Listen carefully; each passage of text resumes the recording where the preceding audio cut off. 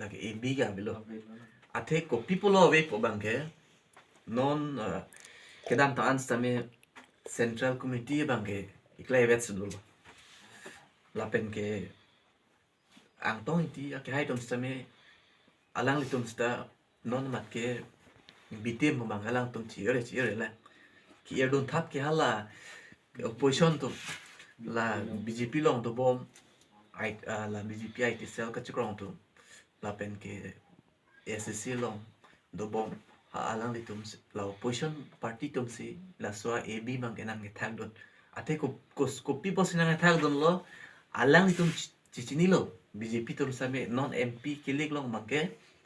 la tumapan pachitur phun phe polote nele tum BJP bangke rem vek po bangke chini lo athe nili kepu idam da athe bangke la lo pinya ni Chinthong sonda MPS kim elong ta we so tang taxi Chinthong da de ka homostis tame alang liye aja da skim da wan pi thekte la pen ke prek da wan thek thilo bo bangke chini lo alang li radio wan lo jan lo la hai chon na la non horen sing de hai ge claim taxi la si la AB bangke lage non sarjai ka thar dotik abangke AB bangke la bangke avilo ako AB po bangke nil tum kadu ko beta la bangke chikoil de la pen Chinthong arat de lo karbi long arat tum stame pinyani APHLC a meeting kidun ko ano ni alang litum chirung cherek pen a meeting kidun mangke je nang tum morni si arleng nang ong pen nang tum AB che tha ko po aphan le alang tum chirung cherek pen meeting na kidun takali pote alang litum kidun mangela lo je nil tum ka chinghon sarjai ka thar texer alang li ge nut IAS retired tang lo alang li ge role lo ron ta texer la pen ka ron ta tek pami pa ning ka chi the join si pinyar ni ke dukela akar biara tum stami la so song lo ke bang lo to APHLC pi non la bangso long walk to justice copy pasi ke deng nang kok ma la pen central committee pan copy pasi parjupon pedat ma la pu la bangso along stamen li hin pen ti thini am klang don po age hai sar ang tong ing ti ka thar la pen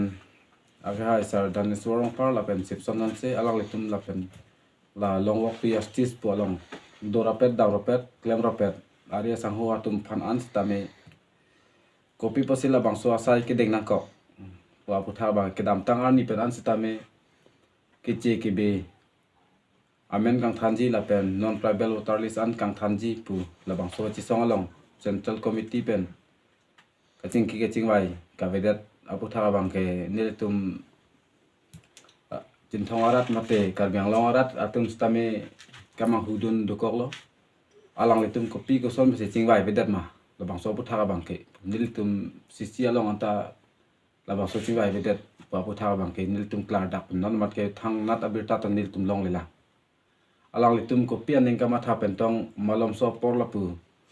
claim te chawji pu dam te chawji polang litum non long walk to justice polang litum claim ro peda ro peda tum copy ko sol pentong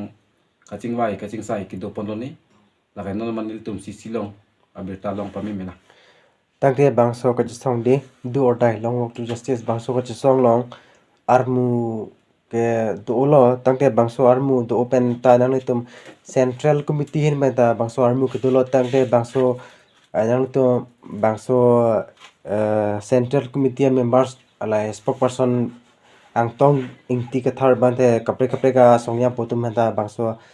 aso song ben ing than ponjima non amat nilitum CC da Chinthong CC committee mate kapre homosti ben stame kama thapon abang kala pulo to long walk to justice kedam abang khu bang phiatum aphan stame phuruni sike kichok chiang deng nang le rok ta du la sila phuruni sike kichok chiang ke len along pera bang ke kichok cha bang phu bang puthot ke mesen amoni along nang ke iphan mesen ben nang ke japon amoni along yong si puthot dia chu hanglam thu pulo tangte la ke kang than poni ta akena abi la pen la bangso APHLC pa song long pen long walk to justice kidam atum lapen kaprek mun datum la APHLC long krem rapet dam rapet amuni atum long walk to justice long dun depin atum aphan positame lapu pangrum rapet kaya teng kaya mang do rapet har rapet ason te mesenjima pasin dil tum chit hongarat penke chuneng dida